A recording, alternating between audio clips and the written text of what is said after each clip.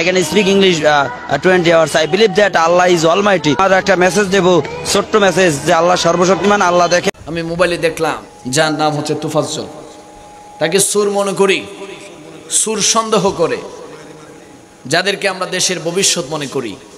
ঢাকা ইউনিভার্সিটির শিক্ষার্থীরা একটা মানুষকে, সে একটু মেন্টালিটি সিক আছে, সে ভারসাম্যহীন একজন মানুষ, তাকে সুর বলি বলি সন্দেহ করি করে তাকে মারতে মারতে তাকে হসপিটালে পাঠিয়ে মৃত্যুবরণ করিয়েছে। জোরে বলি নাউজুবিল্লাহ।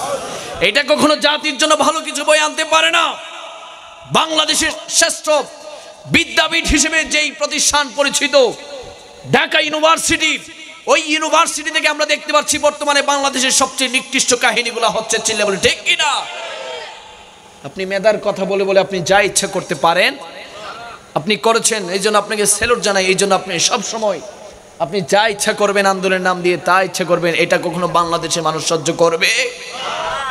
অবাক হয়ে গেছি, তাকে মারতে মারতে মায়ের হয়ে যখন সে ক্লান্ত হয়ে গেছে, তাকে আবার ভাত খাওয়াচ্ছে। কত বড় জানোয়ার দেখেন, তাকে কি খাওয়াচ্ছে? ভাত খাওয়ানোর পরে আবার মাই শুরু করছে, মারতে মারতে তাকে মারি ফেলছে। কিরে ভাই, এটা কোন দেশে আছি আমরা, যেই দেশে জানের কোনো নিরাপত্তা নাই? এখান থেকে যে আমি বাসায় যাবো এর গ্যারান্টি আমি দিতে পারছি না। তো আমাদের দেশের মধ্যে শান্তি আসুক, আমরা সবাই চাই কি চাই না?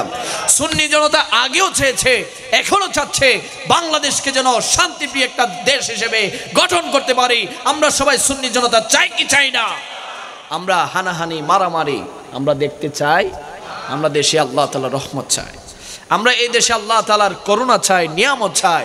যদি আল্লাহ তাআলার রহমত চান তাহলে মারামারি বন্ধ করে দিতে হবে। হাই হাই, দেখছেন নি অবস্থা কি করছে রে মারি? যারা মারছে এরা বলতে পারতেছে না অপরাধ কি।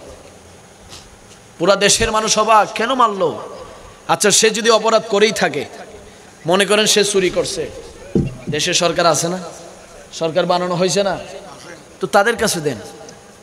আর ইসলামের যে হুকুমত রয়েছে, যদি চুরিতে ধরা পড়ে তাহলে আল্লাহ রাসূল বলছে তার একটা কি কাটি দাও।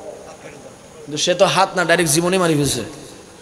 কত বড় জালিম, কত বড় শয়তান। তার মানে বোঝা গেল এই দেশের মধ্যে মনুষ্যত্ব উঠে যাচ্ছে, এই দেশের মানুষ উগ্র হয়ে যাচ্ছে, এই দেশের মানুষের মধ্যে হিংস্রতা বিদ্বেষ বেড়ে যাচ্ছে। এর কারণ হচ্ছে এই দেশের মানুষরা কোরআন হাদিস থেকে দূরে সরে গিয়েছে। চিল্লা বলে ঠিক কিনা?